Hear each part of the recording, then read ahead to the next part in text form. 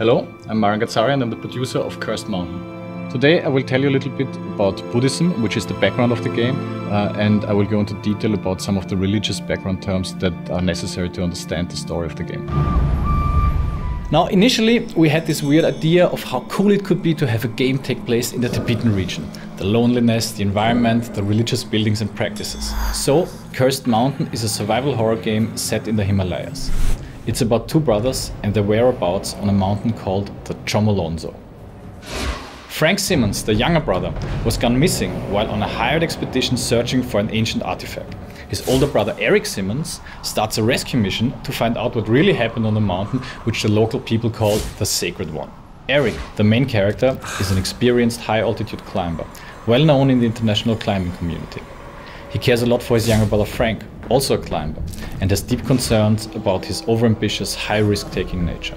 Somehow, Eric always knew his brother would get into trouble one day, and sure enough, on a particularly difficult route that has never been successfully completed, his brother was lost.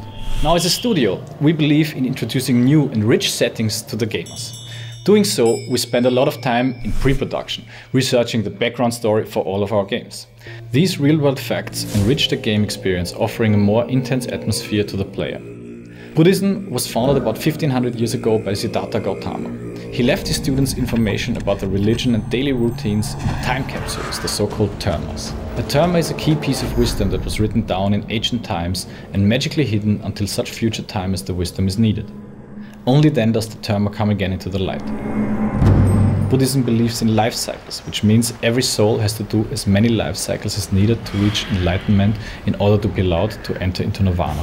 The information about the exact location of these dharmas was taught to Siddhartha's disciples in a way that they can find them again after a certain number of life iterations. At this time, chosen people start to have visions about these dharmas and search for them. And every 150 to 200 years, these dharmas are actually found in that region in real life.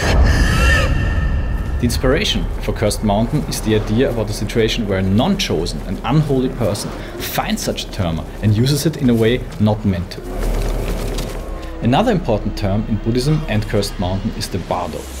The bardo is the realm of the afterlife. It is the intermediate stage one passes through between death and rebirth.